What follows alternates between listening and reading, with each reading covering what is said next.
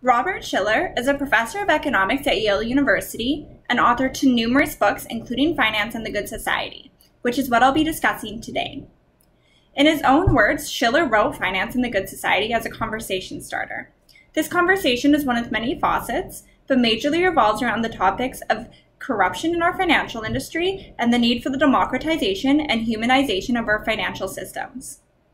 According to Shiller, there is a widely held misconception in our society that our financial systems and those employed within are corrupt. But as Shiller points out, this misconception does not often lead people to believe that we would be better off without these systems in place. This is fairly easy to understand, as our financial systems lay the bedrock for our entire economy as we know it in modern society. And while Shiller discusses many points pertaining to why this corrupted view of the financial industry and our financial system is wrong, he overlooks a simple idea. This idea is that the trait of corruption and selfishness is not solely attributable to the finance industry. Rather, the idea that one puts themselves ahead of another is a trait that can be ascribed to the majority of society and the various industries within. Shiller brings up the idea that in order to increase altruistic behavior and donations in society, we need to appeal to the general notion that many who donate do so out of a need for self-gratification. If we increase the benefits of making donations, such as increasing the tax breaks from such behavior, increasing the visibility of the donator, or increasing the visibility of the effects that a donation can have on the particular cause, then we can increase the amount of altruistic behavior in our society. A similar idea could be applied to help destroy corruption and self-serving behaviors in the financial industry. For example, businesses could institute benefits such as special bonuses for employees they find that possess high integrity, honesty, or morality. They could also simply bring attention to moral acts or employees that are found to showcase honorable and exemplary behavior in their work lives. Going back to our discussion on corruption of the finance industry, I raised the question, why does this negative attention seem to almost solely settle on the financial industry? Shiller's argument for this is simple. It's easier for our population to witness the direct effects that the actions of our financial sectors have on our cash flows than it is to witness the same effects from other industries. Shiller also argues that our current financial institutions are too focused on that small percentage of society that constitute the extremely wealthy. The negative aspects of this situation are heightened by the gossip of news media, who particularly love stories that depict moral lapses of society's most wealthy and powerful constituents. These ideas have created a society whereby the general public is suspect of our financial institutions. But by democratizing and humanizing our financial institutions, we can create a society that can better understand how to adapt the industry to their personal lives, while also reversing our society's trend of growing inequality.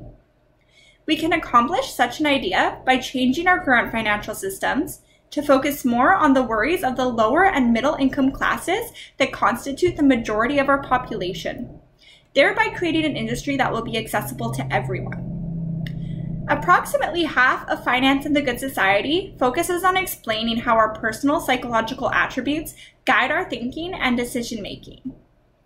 Shiller argues that finance should take advantage of the many psychological studies that have been done in the recent past to embed some psychology into our financial systems.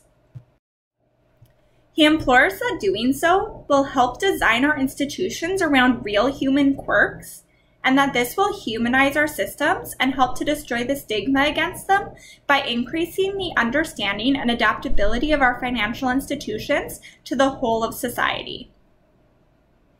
Another reason that our financial institutions can become scorned by individuals is that they are often the center of large crises, such as the Great Depression or the financial crises of 2007 and 2008. One of the things Robert Shiller is well known for is his ability to speculate about the housing bubble burst before it actually happened. One might wonder how he was able to do so. Simply put, it was a matter of asking a question that needed to be, but was not being asked. The question that Shiller asked was why the mortgage industry at the time did not believe that housing prices could ever fall. And the answers he most often received were simple but ignorant. Prices had been steadily rising since the Great Depression, and because this event happened so long ago, no one had reason to believe that housing prices would fall or that such an event would happen again. Shiller himself puts forth that economic boom periods are generally characterized with over-optimism and complacency. This complacency comes to be dangerous for society and can cause over-indebtedness and information asymmetries. Shiller puts forth that during times of booms and complacency, there are reoccurring trends of over-indebtedness in the economy. This over-indebtedness naturally leads to financial collapse when the boom is over. Information asymmetries in our financial systems create important consequences, including creating profitable opportunities at the expense of others, thus establishing opportunities for corruption. In these ways, society and individuals can cause their own detriment. And the question now becomes, how do we destroy this trend of complacency and save ourselves from our own ignorance? While Shiller takes a small look at our secondary education, he ignores the fact that our general graded education has a significant impact on our psychological attributes, including shaping how we behave and think. Thus, at least part of the answer to generating positive changes lies in restructuring our general education system to include courses on personal finance and to encourage our youth to ask questions including how and why. This change would help society in two ways. First, it would encourage equality through practical means by ensuring individuals take responsibility for their own finances and actions, which will help destroy opportunities that the corrupt can profit from. Second, it can help prevent further financial crises by encouraging those in our financial sector to question their actions before they become a problem.